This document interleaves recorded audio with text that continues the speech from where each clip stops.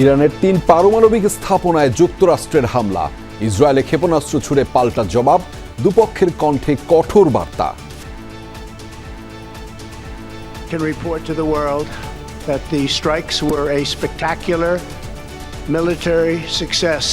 It is an outrageous, grave, and unprecedented violation of the fundamental principles.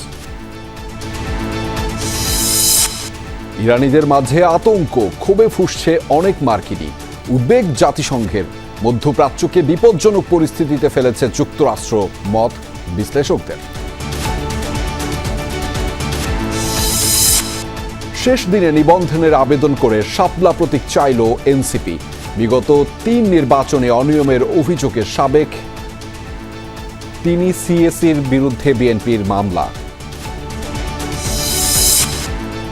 প্রধানমন্ত্রী থাকায় সর্বোচ্চ সময়সীমা নিয়ে মতৈক্য হয়নি এখনো। দ্রুত জুলাই সনদ তৈরিতে সবাইকে ছাড় দেওয়ার আহ্বান ঐক্যমত্য কমিশনের।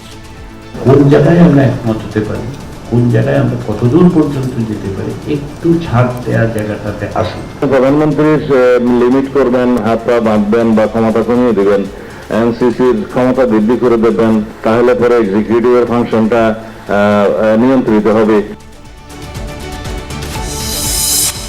উপদেষ্টা পরিষদের 7,90,000 কোটি টাকার বাজেট পাস, আবাসন খাতে কালো টাকা সাদা করার সুযোগ বাতিল। ল্যাবেড হাসপাতালে রোগী মৃত্যুর ঘটনায় ডাক্তার স্বপ্নিলের প্র্যাকটিসে 5 বছরের নিষেধাজ্ঞা, বিভিন্ন মেয়াদে আরো 12 চিকিৎসকের সনদ স্থগিত।